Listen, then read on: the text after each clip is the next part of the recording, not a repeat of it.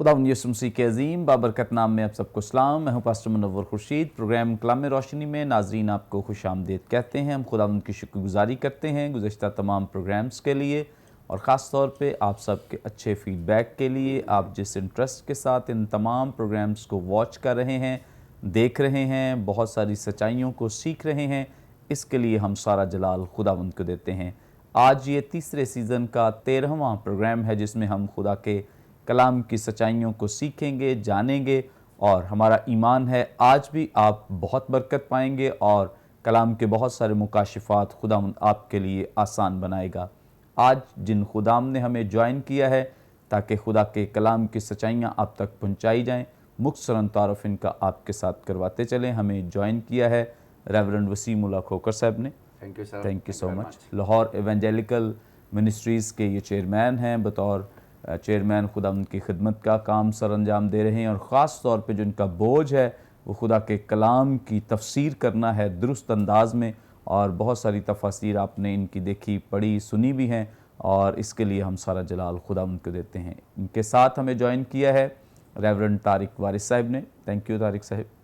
ये FGA Bible college के vice principal और वहाँ पर तदरीसी खिदमत से मुंसलिक हैं और ख़ास तौर पे FGA जो मेन चर्च है बहार कॉलोनी में, वहाँ पर भी ममदो मावन साबित होते हैं वहाँ के पासबानों के लिए। तो इसके लिए भी हम सारा जलाल खुदा उनको देते हैं। नाजरीन, इससे पहले कि आज के इस मतन की हम तिलावत करें, मैं रिक्वेस्ट करूँगा रेवरेंड तारिक वारिस साहब से प्लीज़ दुआ में रहनुमाई करें। आसमानी बाप, तेरे बेटे यीशु मसीह के नाम में तेरी पाक हुजूरी में आते हैं और तुझसे दरख्वास्त करते हैं कि अपने पाक रूह के वसीले से हमें हदायत और क़ुव्वत बख्श, ताकि आज हमारी गुफ्तगू मौसर और पुरमानी हो और मसीह के नाम को जलाल देने का वसीला बने। खुदावंद यीशु मसीह के नाम में आमीन। Thank you so much. नाज़रीन, कलाम मुक़द्दस में से अपनी रहनुमाई के लिए हम तिलावत करेंगे नए अहद नामे में से मुक़द्दस लूका की मारिफत लिखी गई इंजील, इसका 2 बाब पहली 7 आयात। कलाम मुक़द्दस में यूं मरकूम है, उन दिनों में ऐसा हुआ कि कैसर औगुस्तुस की तरफ से यह हुक्म जारी हुआ कि सारी दुनिया के लोगों के नाम लिखे जाएं। ये पहली इस्म नवीसी सूरिया के हाकिम कुरिनियोस के अहद में हुई और सब लोग नाम लिखवाने के लिए अपने अपने शहर को गए। पस यूसुफ भी गलील के शहर नासरत से दाऊद के शहर बैत लहम को गया जो यहूदिया में है, इसलिए कि वो दाऊद के घराने और औलाद से था, ताकि अपनी मंगेतर मरियम के साथ जो हामिला थी नाम लिखवाए। जब वो वहां थे तो ऐसा हुआ कि उसके वज़े हमल का वक्त आ पहुंचा और उसका पेलोठा बेटा पैदा हुआ और उसने उसको कपड़े में लपेटकर चरनी में रखा, क्योंकि उनके वास्ते सिराए में जगह न थी। कलाम मुक़द्दस के पढ़े सुने जाने पे खुदा उनकी बरकत हो, आमीन। नाज़रीन, कलाम मुक़द्दस का यही हिस्सा जो भी हमारे सामने तिलावत किया गया है तारीखी एतबार से इंतहाई अहमियत का हामिल है और खुदावंद यीशु मसीह की पैदाइश का ख़ास तौर पे ज़िक्र तारीख के साथ जोड़ा गया है ताकि रिसर्च करने के वक्त आसानी हो सके। इसीलिए हज़ारों साल बाद भी जब खुदावंद यीशु मसीह की पैदाइश, उनकी खिदमत, उनकी मसलूबियत, इन तमाम चीज़ों को जब तलाश किया जाता है, ढूंढा जाता है, रिसर्च की जाती है तो बआसानी चीज़ें सामने आ जाती हैं, क्योंकि तारीख के दायरे में उसे शामिल किया गया है और तारीख का हवाला देकर इन चीज़ों को साबित किया गया है।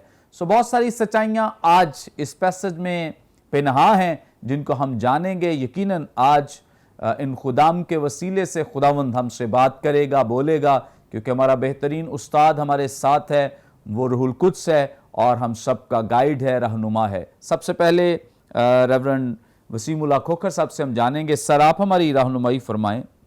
यहाँ पे मुक़द्दस लूका ख़ास तौर पे कहते हैं उन दिनों में। मुक़द्दस लूका की खासियत भी ये है कि वो तारीख़ का ज़रूर ही हवाला देते हैं अपनी बात को साबित करने के लिए। और फिर क्या ये कैसर औगुस्तुस की तरफ इशारा किया गया है? अगर वो उन दिनों की बात कर रहे हैं, उन दिनों में ऐसा हुआ कि कैसर औगुस्तुस, तो क्या ये कैसर औगुस्तुस की तरफ इशारा है? अगर इसकी तरफ इशारा है तो ये कौन है? इसके ताल्लुक से ज़रूर कलीसिया की रहनुमाई फरमाएं। भाई साहब थैंक यू वेरी मच। आपके सवाल में ही जवाब पिन्हा होता है, लेकिन फिर भी आप क्योंकि पूछते हैं तो बड़ा अच्छा लगता है कि आपके सवाल को बेहतर अंदाज में उसको रिस्पॉन्स किया जाए।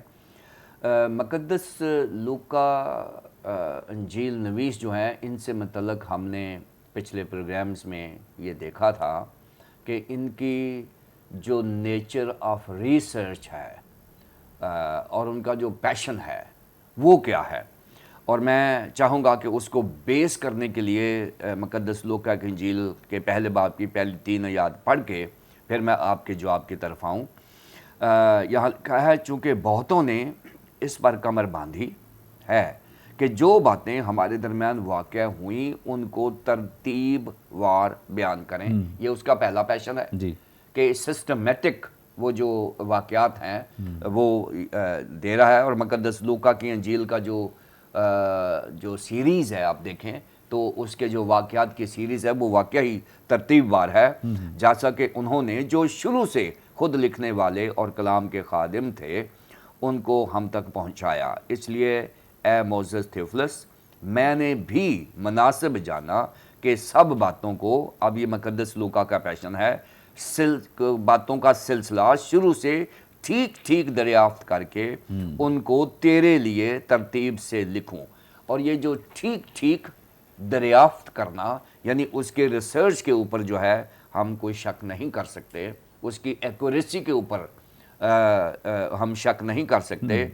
अब ये बाइबल मुक़द्दस के नाज़रीन जो छोटे छोटे अल्फाज होते हैं हम उनको इग्नोर नहीं कर सकते, और अगर हम उनको इग्नोर करेंगे तो इसका मतलब ये है कि या तो हम बाइबल पढ़ने में संजीदा नहीं हैं या हमें बाइबल मुक़द्दस की समझ नहीं है, या फिर हमारे जो अंदर जो IQ लेवल है वो बाइबल मुक़द्दस को समझने की अहलियत नहीं रखता। सो उन दिनों में ऐसा हुआ। ये दो अल्फाज जो हैं ये बुनियाद हैं दूसरे बाब की। दूसरे बाब की जो बिल्डिंग डेवलप हो रही है ये फाउंडेशनल प्लान है मुक़द्दस लूका के पास जो उसने दिया है। और अगर आप 6 आयत में देखें वहाँ पर भी लिखा है, जब वो वहाँ थे तो ऐसा हुआ कि उसके वज़ाए हमल का वक्त आ पहुँचा। ये जो ऐसा हुआ है ये अगर यहाँ से निकाल भी दिया जाए, ये जो 6 आयत वाला है, जब वो वहाँ पहुँचे तो उसके वज़ाए हमल का वक्त आ गया। सो ऐसा हुआ को निकाल दें तो उसमें टेक्स्ट में कोई फ़र्क नहीं पड़ेगा, लेकिन बाइबल मुक़द्दस में से कोई चीज़ निकालना या उसमें डालना ये बाइबल मुक़द्दस का फ़ैसला है कि इसमें लिखी गई तमाम लानतें जो हैं उस शख्स के ऊपर पड़ेंगी जो इसमें कोई छेड़छाड़ करेगा। लिहाजा इसकी ज़रूरत किसी के पास नहीं है और हम ये जसारत कर भी नहीं सकते। अब क्योंकि अल्फाज है यहाँ पर, इसका मतलब यह है कि अल्फाज का वज़न है। अगर बाइबल मुक़द्दस में कोई लफ्ज़ लिखा है तो इसका मतलब है कि अल्फाज का एक अपना वज़न ठहराव होता है, उनके पीछे थियोलॉजी होती है। अब ये जो लफ्ज़ ऐसा हुआ है ये मुक़द्दस लूका की इंजील में और अमाल की जो स्क्रिप्ट है, जो किताब है, उसमें 54 यानी 54 मरतबा इस्तेमाल हुआ है। और ये ऐसा हुआ जो है ये उस वाक़े की तरफ इशारा है जो होने वाला है, और उन दिनों से मुराद वो तारीख की बात कर रहा है। सो यहाँ दो अल्फाज जो हैं इंतहाई अहम हैं। उन दिनों में यानी उस सिनेरियो में वो जो खुदावंद यीशु मसीह की पैदाइश का जिक्र करने वाला है, ऐसा हुआ कि कैसर औगुस्तुस की तरफ से ये हुक्म जारी हुआ। अब ये वाक़या जो बताने लगा है उन दिनों की बात, यहाँ तारीख है, रोमन तारीख है। ऐसा हुआ जो है ये मरदमशुमारी का और खुदावंद यीशु मसीह की पैदाइश का जो वाक़यात हैं उनका जिक्र आने लगा है। सो इसलिए मुक़द्दस लूका जो हैं उन की जो रिसर्च है और उनका जो पैशन है यहाँ पर बिल्कुल उछलता हुआ नजर आता है कि मुकद्दस लूका ये चाहते हैं कि खुदावन यसु मसीह को एक तारीखी शख्सियत बनाया जाए। अगर आप पिछली 20वीं सदी के इख्तिताम को देखें तो 20वीं सदी के इख्तिताम में एक बिदत निकली थी। वो कहने लगे कि जीसस जो है ये एक मनगढ़ंत करैक्टर है, ये लोगों ने, मसीहियों ने खुद बना लिया है, उसको खुद ही पैदा किया, खुद ही उसको डेवलप किया और खुद ही उसको मसलूब किया। ये उन्होंने कहा ये किताबों में महफूज है लेकिन ये मिथ है, ये ऐसा सच कोई रियल कहानी नहीं है। फिर उस वक्त के जो बिशप ऑफ कैंटरबरी थे जॉर्ज कैरी, उन्होंने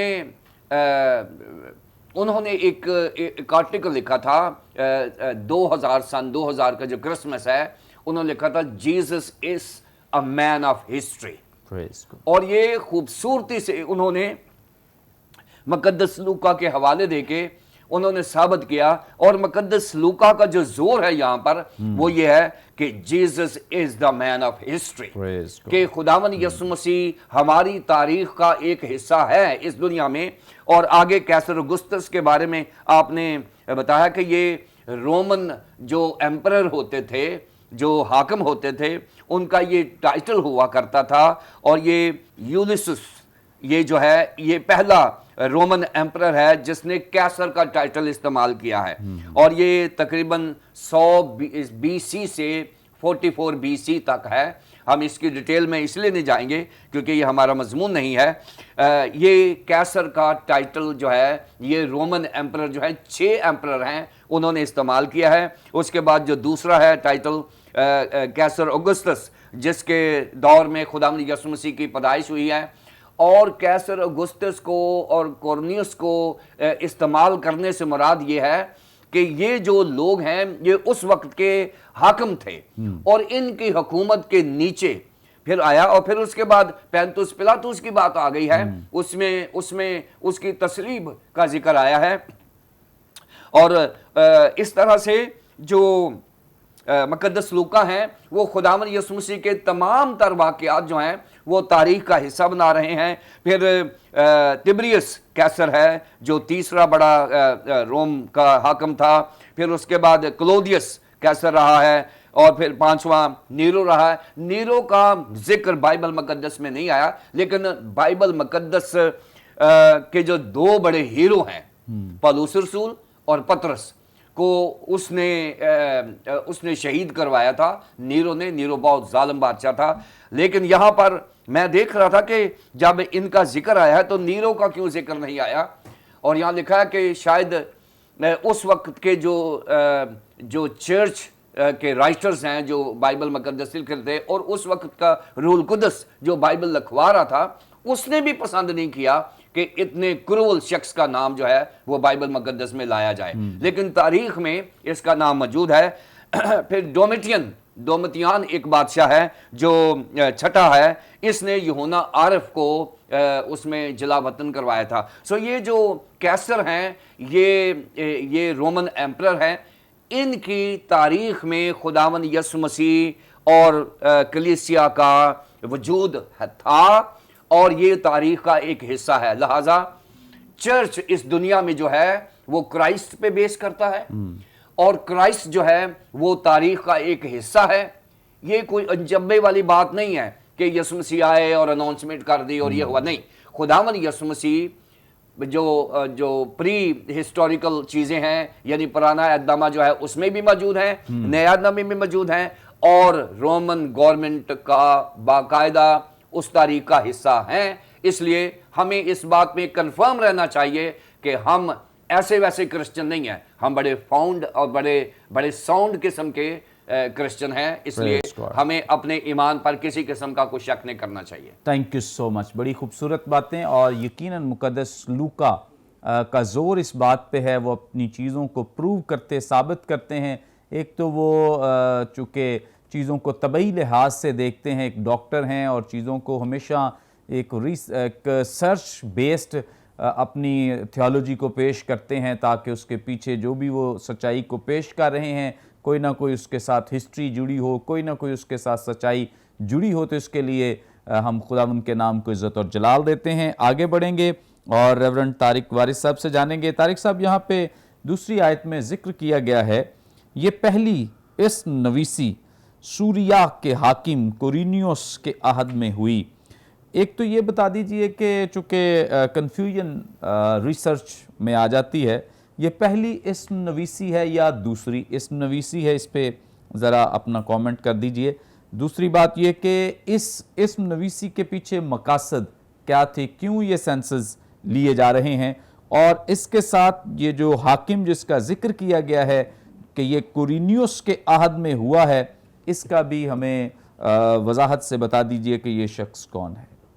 اس میں پاسٹر منور صاحب، جیسا کہ مجھ سے پہلے پادری وسیم اللہ کھوکھر صاحب نے کافی تفصیل سے ذکر کیا، جو رومی کیاسرا تھے ان کا، رومن سیزرز کا انہوں نے ذکر کیا، تو اس اقتباس میں دوسرے باب کی پہلی آیت میں جس رومن سیزر یا رومی کیسر کا ہمیں ذکر ملتا ہے اس کا نام ہے اوگسطس۔ جو کیسر اوگسطس تھا یہ رومی سلطنت کی تاریخ کے نامور ترین، با اثر ترین اور طویل ترین حکومت کرنے والے کیاسرا میں سے ایک تھا۔ اس نے 30 قبل از مسیح سے 14 مسیح تک بادشاہی کی، تو یہ تقریباً 44 سال کا عرصہ بنتا ہے۔ وقت کا یہ ایک بہت لمبا عرصہ ہے جس میں یہ شخص حکمران رہا، اور لوکا جب بیان کرتے ہیں دوسری آیت میں کہ یہ پہلی اسم نویسی سوریا کے حاکم کورینیوس کے عہد میں ہوئی، تو غالباً وہ یہاں پر ذکر کر رہے ہیں کیسر اوگسطس کا، کہ اس کے حکم کے مطابق یہ پہلی اسم نویسی تھی۔ نئے عہد نامے میں بھی اگر ہم دیکھیں تو نئے عہد نامے میں جو متذکرہ اسم نویسیاں یا مردم شماریاں ہیں ان میں یہ پہلی ہے، کیونکہ دوسری کا ذکر ہمیں ملتا ہے اعمال کی کتاب کے باب نمبر 5 اور آیت نمبر 37 میں۔ وہاں لکھا ہے، اس شخص کے بعد یہودا گلیلی اسم نویسی کے دنوں میں اٹھا اور اس نے کچھ لوگ اپنی طرف کر لیے، وہ بھی ہلاک ہوا اور جتنے اس کے ماننے والے تھے سب پراگندہ ہو گئے۔ اس زمانے میں ہر 14 برس بعد اسم نویسی ہوتی تھی، انگلش میں ہم اسے سینسس کہتے ہیں۔ آج کی زبان میں اسم نویسی لفظ اتنا مقبول نہیں رہا، ہم اب اسے مردم شماری کہتے ہیں۔ تو یہ جو پہلی مردم شماری تھی جو ہر 14 سال کے بعد ہوتی تھی، تو ایک سائیکل تھا، ایک دور یا چکر تھا کہ ہر 14 سال کے بعد ناظرین وہ مردم شماری کروایا کرتے تھے۔ آپ نے پوچھا کہ اس کے مقاصد کیا تھے؟ اس تعلق سے بنیادی طور پر 3 بڑے مقاصد کسی بھی رومی شہنشاہ کے سامنے ہوتے تھے جب وہ اسم نویسی کرواتا تھا یا مردم شماری کرواتا تھا۔ ان میں نمبر 1 تھا کہ ٹیکس جمع کرنے کے لیے ڈیٹا اکٹھا کرنا۔ تو آج کے حالات سے بھی دیکھیں تو کچھ مماثلت ہے۔ آج آف کورس کمپیوٹر سسٹم آ گئے ہیں اور چیزیں زیادہ جدید ہو گئی ہیں، اس وقت فرق حالات تھے، لیکن اس وقت بھی ٹیکس جمع کیا جاتا تھا۔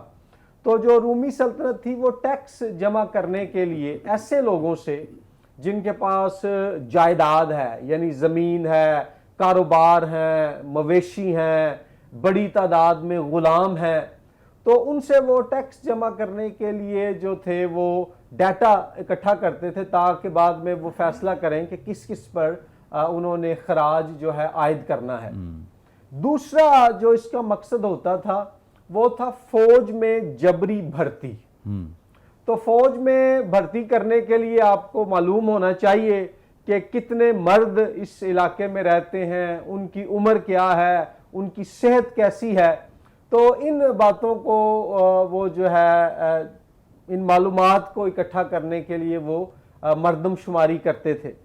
اور تیسرا ایک جو مقصد تھا وہ تھا کہ رومی شہنشاہ کیسر سے وفاداری کا حلف لیا جاتا تھا, کیونکہ رومیوں کے قانون کے مطابق جو کیسر تھا, کیسر دراصل نام نہیں تھا, یہ ٹائٹل تھا, یہ خطاب تھا.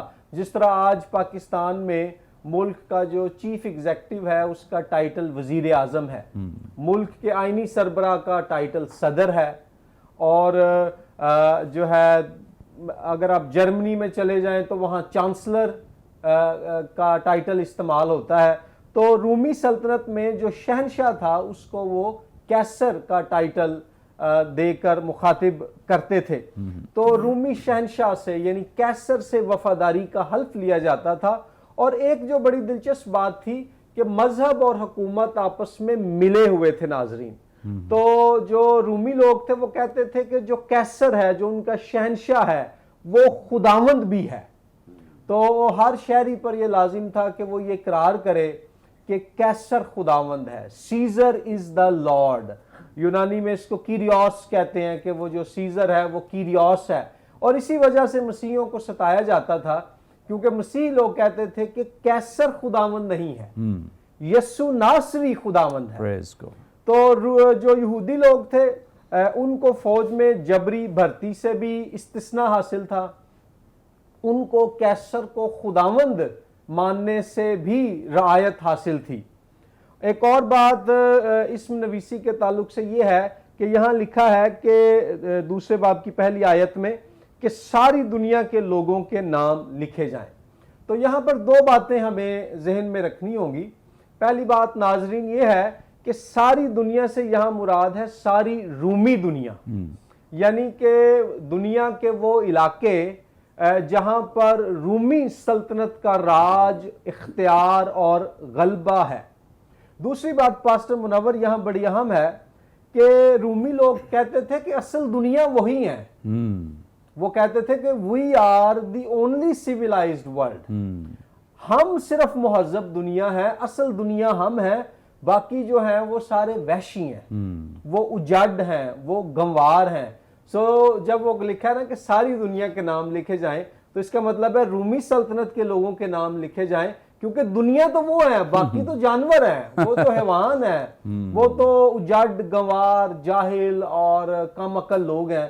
تو وہ زمانہ جو تھا اس میں یونانیوں کا دوسروں کے بارے میں یہی خیال تھا.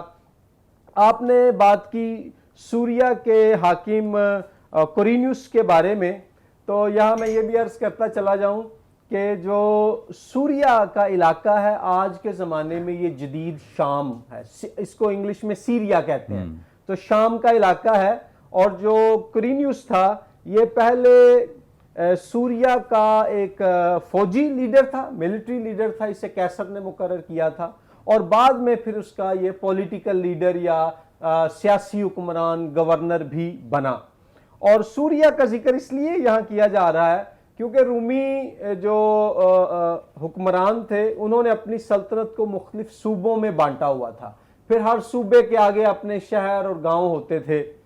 تو جو یہودیہ کا علاقہ تھا ملک اسرائیل میں, جس کے شہر بیت لحم میں خداوند یسوع مسیح کی پیدائش ہوئی, تو یہودیہ کا علاقہ جو تھا وہ سوریا کے ماتحت آتا تھا, اور سوریا کا جو حکمران تھا وہ کورینیوس تھا.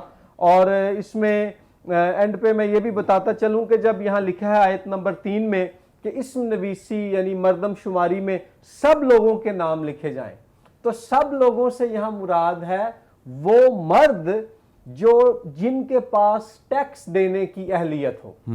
عورتوں کو تو اس قدر وہ کمتر سمجھتے تھے کہ ان کو وہ مردم شماری میں گنتے ہی نہیں تھے. بچے ویسے ہی وہ اس کے اہل نہیں تصور کیے جاتے تھے, اور اس کے علاوہ اگر کوئی غریب ہے, غلام ہے, تو خاص طور پر اگر غلام ہے تو غلام کو تو وہ انسان نہیں سمجھتے تھے, وہ سمجھتے تھے کہ یہ جائیداد ہے. ایون آپ 200-300 سال پیچھے چلے جائیں, جب امریکہ میں غلامی کا دور تھا تو وہ جب غلاموں کا ریکارڈ رکھا کرتے تھے تو ان کے نام نہیں لکھتے تھے، نمبر لکھتے تھے، Ghulam number 1، Ghulam number 2، Ghulam number 3، کیونکہ ان کے نزدیک غلام انسان نہیں ہوتا تھا، وہ جائیداد ہوتا تھا۔ اور سب لوگوں کے نام، یعنی رومی دنیا کے وہ لوگ، وہ مرد جن کے پاس دولت ہے، زمین ہے، مویشی ہیں، ان کا ڈیٹا اکٹھا کرو، ان سے کیسر کے حق میں وفاداری کا حلف لو، اور ان میں سے جو صحت مند ہے اس کو فوج میں بھرتی کرو۔ لاسٹ پوائنٹ یہ ہے کہ میرا خیال ہے یہاں دیکھیں جس طرح رومی شہنشاہ کیسر جو خداوند کہلاتا ہے لوگوں کے نام لکھ رہا ہے۔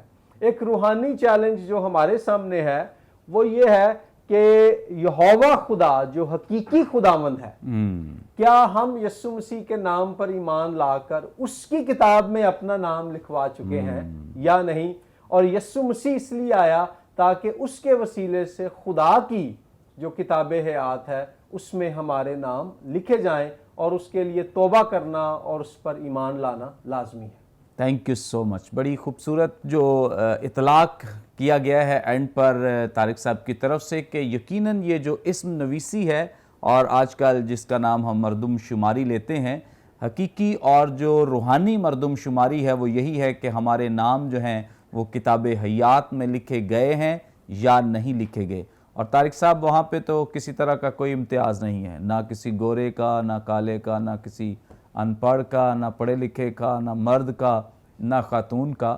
جو حقیقی کتاب حیات ہے، جو خداوند یسوع مسیح جس کے لیے ہمیں اہل بنانا چاہتے ہیں یا جس میں ہمارے نام شامل کرنا چاہتے ہیں۔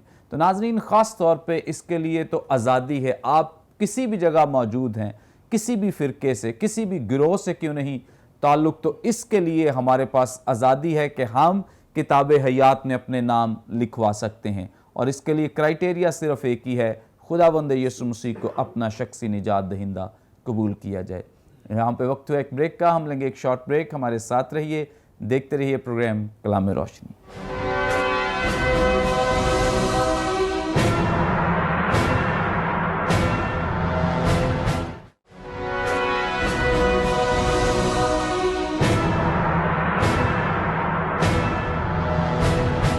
ویلکم بیک ناظرین، آپ دیکھ رہے ہیں پروگرام کلام روشنی۔ بریک پر جانے سے پہلے طارق وارث صاحب بڑی خوبصورت باتیں ہمارے ساتھ شیئر کر رہے تھے، اور آگے بڑھیں گے ریورنڈ وسیم اللہ کھوکھر صاحب سے بھی ہم جانیں گے ایک بڑا اہم کویسچن۔ سر، آپ ہماری رہنمائی فرمائیں، چوتھی آیت میں ذکر ہے گلیل کا، ناصرت کا، بیت لحم کا۔ اب ان تمام ایریاز میں سے، علاقوں میں سے بیت لحم ہی کو کیوں چنا گیا ہے کہ وہاں پر خداوند یسوع مسیح کی پیدائش ہو؟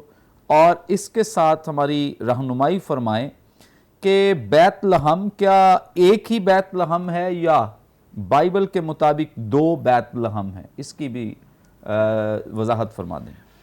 بھائی صاحب تھینک یو ویری مچ۔ جیسے میں نے پچھلے سوال کا جواب دیتے ہوئے بتایا تھا کہ مقدس لوکا کی حتی المکان کوشش یہ ہوتی ہے کہ وہ کسی بھی واقعے کو اس سنیریو کا حصہ بنا دیں، اور یہ اس میں بہت کامیابی سے مقدس لوکا جو ہے اس میں جا رہے ہیں۔ اور یہاں پر مقدس لوکا نے جو اس وقت کا جغرافیہ ہے اس کو فوکس کر لیا ہے، کیونکہ اس نے پہلے بتایا کہ گلیل کیا ہے، پھر اس کے بعد یہودیہ کیا ہے، پھر ناصرت کیا ہے، پھر بیت لحم کیا ہے۔ یہ ساری چیزیں جو ہیں بتا کے اس نقشے کو پیش کر دیا ہے جو اس وقت کا نقشہ تھا جب خداوند یسوع مسیح کی پیدائش ہونا تھی۔ اب اس کو دیکھتے ہیں، یہاں لکھا ہوا ہے چوتھی آیت میں کہ پس یوسف بھی گلیل کے شہر ناصرت سے داؤد کے شہر بیت لحم کو گیا جو یہودیہ میں ہے۔ اب یہاں جیوگرافیکل جو سیٹنگ ہے وہ دیکھیں کیا ہے۔ اگر اس کو دنیا کے جغرافیہ کے مطابق لکھا جائے، کیونکہ یہ جغرافیہ جو ہے یہ اوپر سے آ رہا ہے، زمین کا جغرافیہ جو ہے یہ اوپر سیٹلائٹ پہ ہے، اوپر ہے کہیں جو ڈیوائن سیٹلائٹ ہے وہاں پر یہ محفوظ ہے، یہ جو جغرافیہ ہے۔ اب جو ہیونلی گوگل میپ ہے وہ یہ کہہ رہا ہے کہ گلیل کے شہر ناصرت، اور اس کے بعد جو سسٹم بنتا ہے وہ بنے گا दाऊद के शहर की बजाय यहूदिया के शहर बैतलहम। यहाँ दाऊद कोई जगह का नाम नहीं है, दाऊद जो है ये पर्सन का नाम है। Yes. और ये क्योंकि हेमनली गूगल मैप है, इसलिए यहाँ पर एक ऐसी शख्सियत को डाल दिया गया है जो मैप ही बदल गया है। और यहाँ पर जो तरतीब बनती है, जियोग्राफिकल जो सेटिंग है वो बनती है, यूसुफ भी गलील के शहर नासरत और यहूदिया के शहर बैतलहम को गया, ये होना चाहिए। अब क्योंकि उन्होंने दाऊद को बीच में डाल दिया है, अब उन्होंने ये दोबारा लिख दिया जो यहूदिया में है। यानी जगराफिया जमीन का नहीं छोड़ा, लेकिन आसमानी जगराफिया भी बीच में डाल दिया है कि दाऊद का शहर। अब यहां हमने देखना है कि गलील और यहूदिया क्या है, ये दो सूबे हैं। ये जो गलील है, ये अगर आप मैप देखें खुदा यसु मसीह के वक्त जो फ़लस्तीन का मैप है, अगर आप देखें तो वो शमालन जनूबन है, यानी ऐसे है। ये मशरक उसे ऐसे नहीं है, मशरक मगरब नहीं है, शर्कन गरबन नहीं है, ये शमालन जनूबन ऐसे मैप है। और शमाल में देखें तो ये गलील का सूबा है, बिल्कुल शमाल में नहीं है, थोड़ा सा सेंटर में है। लेकिन शमाल से अब नीचे डाउन आए तो ये यहूदिया जो है अलहदा सूबा है। अब खुदामंद यसु मसीह की पैदाइश जो है यहाँ पर जिक्र किया गया है कि उनकी जो कंसीवमेंट है, मकदसा मरियम को जो खुशखबरी मिली है वो नासरत में मिली है। ठीक है, अब उसकी जो पैदाइश है वो यहूदिया यानी शमाल में वो कंसीव हुई है, जनूब में वो उसकी डिलीवरी हुई है, यानी वहां पर जाके उनकी पैदाइश हुई है। सो ये खुदा के इंतजाम है सारे, जो खुदा सारे इंतजाम खुद कर रहा है। और अगर आप इसका डिस्टेंस देखें तो गलील और यहूदिया यानी नासरत और बैतलहम में तकरीबन 80 मील का फासला है। और मैं समझता हूँ ये खुदा के का ही इंतजाम है कि मुकद्दस यूसुफ जो है वो इस हालत में भी मकदसा मरियम को अपने साथ लेकर जा रहे हैं। ये तो रीज़न होगी, शायद पादरी तारिक साहब इसको थोड़ा बेहतर बताएंगे कि क्या है। लेकिन मैं बताना चाह रहा हूँ कि ये जो 80 मील का फासला है, ये जगराफियाई तौर पर गलील के शहर नासरत और यहूदिया के शहर बैतलहम के दरमियानी फासला है जिसमें हुआ है। अब यहाँ पर यहूदिया का शहर बैतलहम कहा गया है। यहूदिया के शहर बैतलहम, बैतलहम का जो मतलब है वो है रोटी का घर। और ये जो बैतलहम है, इसका पुराना नाम जो मीका 5:2 में है वो बैतलहम अफराता है। पुराना नाम अफराता से मुराद है फलदार होना और बैतलहम से मुराद है रोटी का घर होना। अब उसके बाद ये जो बैतलहम, एक और भी बैतलहम था, आपने अभी पूछा कि क्या दो इससे ज्यादा भी बैतलहम थे, एक जबलून का बैतलहम भी था। और उसको अलहदा करने के लिए, जबलून के बैतलहम को यहूदिया के बैतलहम से अलहदा करने के लिए यहां पर लिखा गया है यहूदिया का बैतलहम। यानी यहूदिया का बैतलहम जो है ये बाइबल मुकद्दस में इसका बड़ा खास मकाम है। ये वो जगह है जहां मुकद्दस याकूब जो है, जिनको इसराइल का नाम दे दिया गया, उनकी वाइफ जो है यहाँ पर दफन हुई। फिर उसके बाद यही वो बैतलहम है जिसका रूत की किताब के पहले बाब में जिक्र है, अली मलिक का और न्योमी का। रूत की किताब नाजरीन अगर आप उसको पढ़ें तो उसके दो ही मकसद है। एक मकसद यह है कि वो दाऊद को इंट्रोड्यूस कराती है, दूसरा मकसद यह है कि वो बैतलहम को इंट्रोड्यूस कराती है। फिर रूत की किताब में से मीका की किताब में चले जाएं, वहां पर 5 बाब की दूसरी आयत में बैतलहम अफराता का जिक्र है। ये जो कुछ भी हो रहा है ये सब कुछ खुदावंद की मर्जी से हो रहा है और खुदावंद की मर्जी के मुताबिक खुदावंद यसु मसीह की पैदाइश हो रही है। खुदा कंट्रोल में है। खुदा ने ना सिर्फ खुदावंद यसु मसीह की पैदाइश को तारीखी बनाया, बल्कि उस वक्त का मुकद्दस लूका के वसीले से जगराफिया भी दे दिया है ताकि कोई ये ना शक करे कि कहां पैदा हुआ है। सो हमारे पास तारीखी हकायक हैं, जगराफियाई सबूत हैं। खुदावंद यसु मसीह इस दुनिया में आए, इस दुनिया में उन्होंने अपना नाम लिखवाया और जो रजिस्ट्रेशन है खुदावंद यसु मसीह की वो दाऊद के शहर में ही होना जरूरी थी, इसलिए कि मुकद्दस दाऊद जो है वो एंसेस्टर्स में आता है। मुकद्दस दाऊद जो हैं वो उनके एंसेस्टर्स में आते हैं, इसलिए कि खुदावंद यसु मसीह का वहाँ रजिस्टर होना बड़ा ज़रूरी था। बाज़ औक़ात कुछ लोग सवाल भी करते हैं कि اگر خواتین کا اسم نویسی میں کام نہیں تھا تو پھر مقدسہ مریم کو کیوں ساتھ لے کر جانا ہے؟ لیکن جو یہ سوال کرتے ہیں شاید وہ تھیولوجیکلی یا ببلیکلی کمزور ہیں، اس لیے کہ یہ جو کچھ ہو رہا تھا یہ سب کچھ خداوند کی مرضی سے ہو رہا تھا، کیونکہ خداوند یسوع مسیح کو بیت الحم میں ہی رجسٹر ہونا تھا۔ کیوں؟ بیت الحم ہے روٹی کا گھر۔ ناظرین یہ بات سننے والے ہیں، بیت الحم ہے روٹی کا گھر، اور بیت الحم سے ہی زندگی کی روٹی ملنی تھی، اور یسوع مسیح نے دعویٰ کیا تھا کہ زندگی کی روٹی میں ہوں، اور یہ وہ روٹی ہے جو آج ہم سب انجوائے کر رہے ہیں۔ اسی کے وسیلے سے آج ہمارا نام بھی، جیسے پادری طارق صاحب نے کہا تھا، خداوند یسوع مسیح کی اس رجسٹریشن کی وجہ سے آج ہماری رجسٹریشن ایک آسمانی کتاب میں کھلی ہوئی ہے۔ پریز گاڈ، تھینک یو سو مچ، بڑی خوبصورت باتیں، اور یقیناً آج جس طور سے خداوند یسوع مسیح کے پیدائش کے اس واقعے کو بیان کیا جا رہا ہے وضاحت کے ساتھ، بہت ساری سچائیاں آپ کے سامنے کھل رہی ہیں اور بڑی برکت آپ کو مل رہی ہے۔ ہم آگے بڑھیں گے، طارق صاحب سے ایک بڑا اہم کویسچن کریں گے۔ طارق صاحب ابھی اپنی جب بات کر رہے تھے، پہلے کویسچن کا جو آنسر کر رہے تھے، تو طارق صاحب نے ذکر کیا ہے کہ اسم نویسی میں خاص طور پہ خواتین کا تو کہیں تذکرہ نہیں، لیکن مردوں کے نام لکھے جاتے تھے۔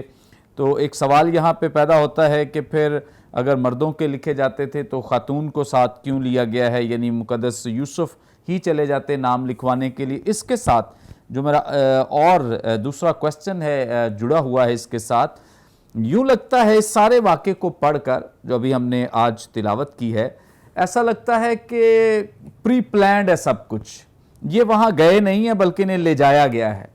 کوئی چیز ہے، الہی چیز ہے جو انہیں اس بات کے لیے کنونس کر رہی ہے کہ یہ وہاں پر جائیں اور اپنے نام جو ہیں وہ لکھوائیں۔ پھر لکھا ہے کہ وہ وہاں گئے، پیدائش بھی ہو گئی ہے، ان کے واسطے سرائے میں، خداوند یسوع مسیح کے لیے سرائے میں جگہ نہ تھی۔ جیسے خداوند یسوع مسیح نے اپنی زمینی خدمت کے دوران خود بھی اس بات کا اعتراف کیا، اقرار کیا کہ لومڑیوں کے بھٹ ہوتے ہیں، ہوا کے پرندوں کے گھونسلے، لیکن ابن آدم کے لیے سر دھرنے کی جگہ نہیں۔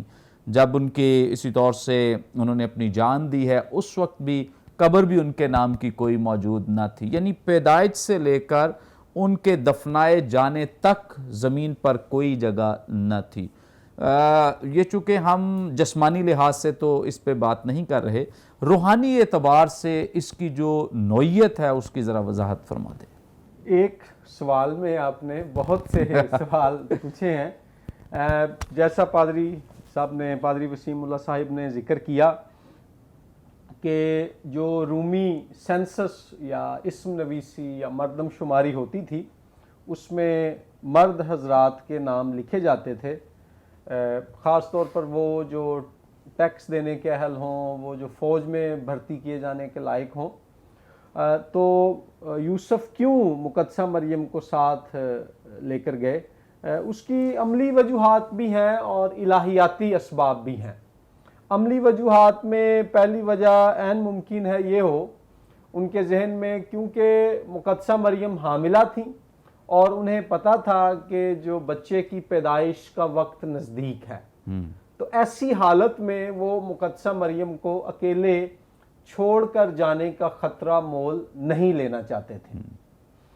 اس تعلق سے دوسری جو بڑی اہم بات ہے وہ یہ ہے کہ اناجیل کا متن ہمیں یہ بتاتا ہے، آپ متی رسول کی انجیل پڑھیں، آپ لوکا کی انجیل پڑھیں، کہ فرشتے نے مقدسہ مریم کو اور مقدس یوسف کو یہ جو ہے اطلاع دی ہے کہ یہ بچہ روح القدس کی قدرت سے پیدا ہو رہا ہے۔ عوام کو یہ نہیں بتایا گیا، عام لوگوں کو اس بات کا علم نہیں ہے، جس سے یہ ظاہر ہوتا ہے کہ فطری طور پر عوام مقدسہ مریم پر بد کردار ہونے کا الزام لگائیں گے، اور جو یہودی شریعت تھی اس کے مطابق تو اس کی سزا موت تھی، سنگسار کیا جانا تھا اگر کوئی لڑکی بغیر شادی کیے جو ہے حاملہ ہو جاتی ہے، جنسی تعلقات قائم کرتی ہے۔ تو چونکہ یوسف کو اس بات کا علم تھا کہ یہ بچہ جو ہے زناکاری کا نتیجہ نہیں ہے بلکہ خدا کے پاک روح کی قدرت سے اس پاک دامن کنواری کے پیٹ میں ہے، تو یہ بھی ایک وجہ ہو سکتی ہے کہ وہ زیادہ محتاط تھا کہ اگر وہ مقدسہ مریم کو اکیلا چھوڑ کے بیت لحم جاتا ہے، پیچھے سے بچہ پیدا ہوتا ہے، تو لوگ اس پر بد کردار ہونے کا الزام لگائیں گے، اس پر لعن طعن کریں گے، اور حتیٰ کہ شاید اس کو سنگسار بھی کر کے مار ڈالیں۔ تو وہ اس کی حفاظت اور اس کی دیکھ بھال کرنا چاہتا ہے، وہ چاہتا ہے کہ وہ اس کے ساتھ رہے۔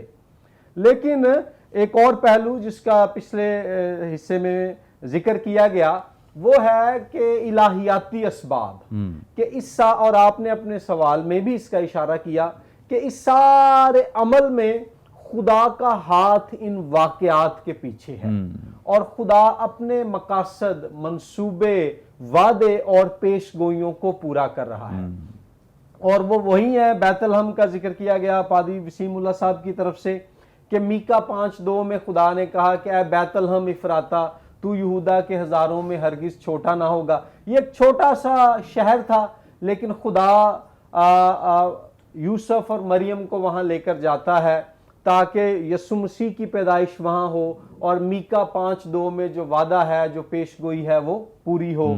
پھر دوسرا سیموئیل 7:14 میں وعدہ تھا کہ داؤد کی نسل سے تخت جدا نہ ہوگا، اور جو بیت لحم افراطہ تھا یہ داؤد کے آباء و اجداد کا شہر تھا، تو یسوع مسیح کی پیدائش وہاں پر اگین خدا کے الہی منصوبے، مقصد، وعدے اور پیش گوئیوں کی جو تھی تکمیل تھی۔ لیکن اہم بات یہ ہے، ان باتوں کو پادری صاحب نے بڑی اچھی تفصیل سے پہلے بیان کیا ہے، میں اس پہ اس سے اب آگے بڑھنا چاہوں گا۔ اہم بات یہ ہے کہ یہ بادشاہ جو داؤد کے گھرانے میں پیدا ہو رہا ہے، اس کی پیدائش کے لیے تو سرائے میں بھی جگہ نہیں ملی، تو یہ کیسا عجیب بادشاہ ہے، بلکہ عجیب کے ساتھ یہ غریب بھی ہے، عجیب و غریب بادشاہ ہے۔ تو ناظرین، یہ سوال بڑا دلچسپ ہے۔ یونانی زبان میں سرائے کے لیے جو لفظ استعمال ہوا ہے لوکا کی انجیل کے باب نمبر 2 کی آیت نمبر 7 میں، وہ ہے، یہاں لکھا ہے کہ ان کے واسطے سرائے میں جگہ نہ تھی۔ تو یونانی زبان میں جو لفظ ہے سرائے کے لیے وہ ہے کیٹالوما، اور مفسرین نے اس لفظ کا ترجمہ اور تفسیر 4 مختلف طریقوں سے کی ہے۔ ایک تفسیر یہ ہے مہمان خانہ، گیسٹ روم، یا گیسٹ ہاؤس بھی آپ اس کو کہہ سکتے ہیں، لیکن زیادہ تر لوگ سمجھتے ہیں کہ بیت لحم اتنا چھوٹا شہر تھا کہ وہاں کو گیسٹ ہاؤس نہیں تھے، سو جب لکھا ہے کہ سرائے میں جگہ نہیں تھی تو اس سے مراد ہے کہ وہاں مہمان خانے میں جگہ نہیں تھی، یعنی جس بھی گھر میں وہ گئے اس گھر میں جو کمرہ مہمانوں کے لیے تھا اس میں جگہ نہیں تھی۔ لیکن میں یہ بھی ناظرین عرض کرتا جاؤں کہ یہ وہ باتیں ہیں جو مفسرین یا تاریخ دانوں کے خیالات ہیں، یہ کوئی جو ہے بائبل مقدس میں سے جو ہے براہ راست بات نہیں لی جا رہی، تو اس میں اختلاف کی گنجائش ہے، اس میں ہمیں اپنے خیالات میں لچک بھی رکھنی ہے۔ تو پہلا یہ خیال یہ ہے کہ جو مہمان خانہ تھا، جس بھی گھر میں انہوں نے ٹھہرنا تھا، وہاں مہمانوں کے لیے جو کمرہ تھا وہ پہلے سے بکڈ تھا۔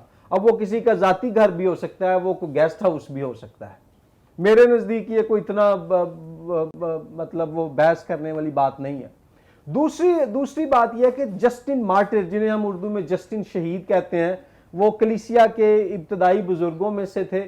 ان کی تحریروں میں یہ ذکر ملتا ہے کہ خداوند یسوع مسیح ایک غار میں پیدا ہوئے، ایک ایسی غار جہاں جانوروں کو باندھا جاتا تھا، جانوروں کو رکھا جاتا تھا۔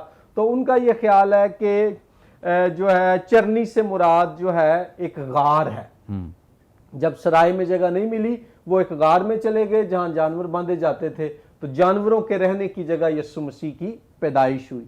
تیسرا خیال یہ ہے کہ جب سرائے میں جگہ نہیں ملتی اور وہ چرنی میں ہے، تو چرنی سے مراد ہے سرائے کا صحن، اوپن ایئر کورٹ یارڈ، کہ چھت بھی نہیں ہے سر پر، اور بچے کی پیدائش کا وقت آ گیا ہے، اور جو پھر جگہ وہاں دستیاب تھی وہ صحن تھا، تو وہیں پہ۔ اور چوتھا یہاں خیال چرنی سے مراد یہ ہے، وہ چرنی جس میں وہ گئے جب سرائے میں جگہ نہ ملی، کہ گھر کا وہ حصہ جہاں جانور رہتے تھے۔ اگر آپ ناظرین کلیسیائی روایت پر غور کریں اور آج بھی دیکھیں تو زیادہ جو غالب خیال ہے وہ یہی ہے کہ یسوع مسیح اس سرائے میں جب جگہ نہ ملی تو وہاں جس چرنی میں پیدا ہوئے اس چرنی سے مراد وہ جگہ ہے جہاں جانوروں کو باندھا جاتا تھا۔ میں ذاتی طور پر اس خیال کی طرف جھکاؤ رکھتا ہوں، کیونکہ میں سمجھتا ہوں کہ کلیسیائی روایت میں اگر اس خیال نے تقویت اور غلبہ پایا تو آخر اس کی کوئی نہ کوئی وجہ تھی۔ لیکن آپ چاروں خیالات میں دیکھیں تو ایک بڑی بات واضح ہے کہ جو اصل مہمانوں کی جگہ تھی وہاں یسوع مسیح کو پیدا ہونے کے لیے جگہ نہیں ملی، اور بالآخر وہ ایک چرنی میں ایک منجر میں پیدا ہوتا ہے، چاہے وہ غار تھی یا صحن تھا، لیکن وہ ایسی جگہ تھی جو حقیر جگہ تھی، جو شاید صاف ستھری بھی نہیں تھی، جہاں پر جانوروں کو وہ رکھتے تھے، اور وہاں پر خداوند یسوع مسیح پیدا ہوئے۔ تو آپ دیکھیں کہ وہ ذات جو کائنات کی خالق بھی ہے، کائنات کی مالک بھی ہے، اور کائنات کی حاکم بھی ہے، اس ذات اقدس کی جب مقدس پیدائش ہوتی ہے تو حلیمی، فروتنی اور خود کو پست کرنے کی یہ ایسی عجیب اور عظیم مثال ہے کہ کمرہ بھی دستیاب نہیں ہے انسانوں کے رہنے والا جس میں وہ پیدا ہو۔ تو ایک وہ پنجابی کا گیت ہے کہ جو ہے خود خالق بن انسان آیا چرنی لالے ڈیرے، تو خالق انسان بنتا ہے، خدا خادم بنتا ہے، اور جانوروں کے رہنے والی جو جگہ ہے وہاں پر ناظرین وہ اترتا ہے، وہاں پر پیدا ہوتا ہے، اور اس لیے تاکہ وہ خادم بن کر بنی نوع انسان کے گناہوں کا صلیب پر کفارہ دے کر نجات کے کام کو مکمل بھی کرے اور تمام انسانوں کے لیے نجات مہیا بھی کرے۔ یہاں پر ہمارے لیے اب جو سوال ہے، اور آپ نے اس سوال کا ذکر اپنے سوال میں بھی کیا، وہ یہ ہے کہ اس کی ہمارے لیے روحانی اہمیت کیا ہے۔ اور روحانی اہمیت یہی ہے کہ جس خداوند یسوع مسیح کو اپنی پیدائش کے لیے ناظرین سرائے میں جگہ نہ ملی اور وہ جانوروں کے رہنے والی جگہ پیدا ہوا، وہ یسوع چاہتا ہے کہ آج ہمارے دلوں میں اسے جگہ مل جائے۔ وہ پوری کائنات میں سمایا ہوا ہے، ہی از اومنی پریزنٹ، لیکن وہ خصوصی طور پر ہمارے دلوں میں رہنا چاہتا ہے۔ افسیوں کے نام خط کے باب نمبر 3 کی آیت نمبر 17 میں لکھا ہے کہ ایمان کے وسیلے سے مسیح تمہارے دلوں میں سکونت کرے۔ ہم اپنے گناہوں سے توبہ کریں اور یسوع مسیح کے نام پر ایمان لائیں تو وہ خدا جو کائنات کا خالق ہے، مالک ہے، حکمران ہے، وہ ایمان کے وسیلے سے روح القدس کی صورت میں ہمارے دلوں میں بسیرا کرے گا۔ اور خیال کیجئے کہ یہ کتنی بڑی برکت اور جو ہے عظمت ہے کہ وہ خدا جو کائنات کا ستاروں، سیاروں، وادیوں، ندیوں، باغات، جنگلات کا خالق اور مالک ہے، وہ شخصی طور پر ہم سے پیار کرتا ہے، اور اگر ہم اس کے بیٹے یسوع کو قبول کر لیں تو وہ ہمارے دل میں رہتا ہے، اور ہم اسے ذاتی طور پر اور وہ ہمیں شخصی طور پر جانتا ہے۔ پریز گاڈ، تھینک یو سو مچ۔ خداوند یسوع مسیح کے واسطے سرائے میں جگہ نہ تھی۔ یقیناً یہ جو کچھ کہا گیا ہے بڑا ہی انتہائی بابرکت ہے، اور بھی بہت کچھ اس کے تعلق سے سچائیاں بیان کی جاتی ہیں کہ خداوند یسوع مسیح جو صفات دنیا میں لے کر آئے، جن کوالٹیز کے ساتھ آئے، جو خوبیاں وہ لے کر آئے، دراصل ان کے لیے بھی جگہ نہ تھی دنیا میں، چونکہ اس وقت دنیا برائی، بدی، گناہ سے بھری ہوئی تھی۔ سو اس لیے بھی خداوند یسوع مسیح کو ٹھہرانے کے لیے، رکھنے کے لیے دنیا میں کہیں بھی جگہ نہیں تھی۔ اور جس طور سے بڑی اچھی ایک بات کہی گئی ہے طارق صاحب کی طرف سے، اس کا اطلاق جو کیا گیا ہے کہ ہمیں بھی اب ایسی جگہ ہموار کرنی ہے کہ ہم اسے اپنی زندگیوں میں لے سکیں اور اسے اپنا شخصی نجات دہندہ कबूल करें। Thank you so much sir, आपने you जी, बड़ी thank you very खूबसूरत much. रहनुमाई दी। Thank you so much. नाजरीन, आज के प्रोग्राम के वसीले से यकीनन आप सब ने बड़ी बरकत पाई है। अभी भी आपका कोई सवाल हो, स्क्रीन पे दिए गए नंबर्स डायल करें, अपना सवाल ज़रूर हम तक पहुंचा सकते हैं। और इसी तौर से कोई टेस्टिमनी हो ज़रूर हमारे साथ शेयर करें, कोई दुआ या दरख्वास्त हो दे सकते हैं। और इसी तौर से हमारे ये तमाम प्रोग्राम्स आप YouTube पे वॉच कर सकते हैं।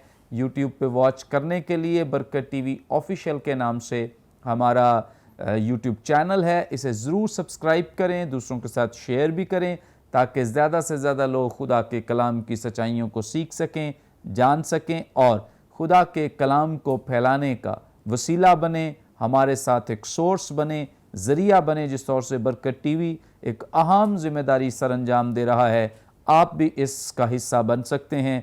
आप अपनी YouTube के ज़रिए से, इस चैनल को सब्सक्राइब करने के ज़रिए से, दूसरों के साथ शेयर करने के वसीले से इसका हिस्सा बन सकते हैं।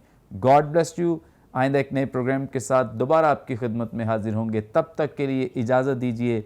देखते रहिए बरकत TV. God bless you all.